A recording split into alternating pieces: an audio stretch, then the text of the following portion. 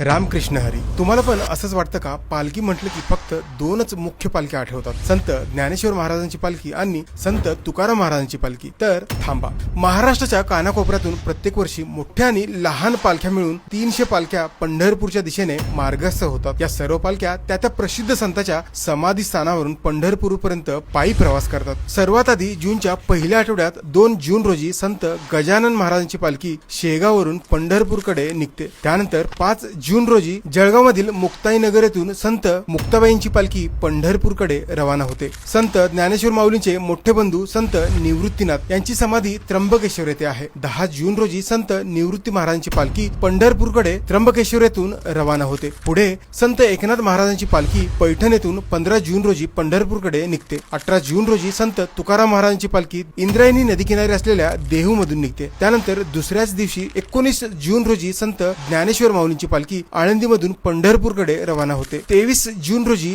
सासवड येथे माऊलींची पालखी पोहोचल्यावर त्या ठिकाणी संत सोपानदेव महाराज त्यांच्या भेटीला येतात. संत सोपानदेव हे संत ज्ञानेश्वर माऊलींचे छोटे बंधू आहेत. 23 जून रोजी संत सोपानदेव महाराजांची पालखी पंढरपूरकडे निघते. संत ज्ञानेश्वर माऊलींच्या समकालीन असलेले संत ज्ञानदेव महाराजांची पालखी 26 जून रोजी हिंगोली मधल्या नरसी येथून पंढरपूरकडे रवाना होते. आणि या सर्व पालख्या 3 जून नंतर हळूहळू एकत्र येऊन पंढरपूरच्या पांडुरंगाच्या दर्शनाला पोहोचतात. प्रत्येक संताचा एक वेगळा इतिहास आहे. तुम्ही कोणत्याही पालखीमध्ये जाऊन माऊलींचे दर्शन घेऊ शकता.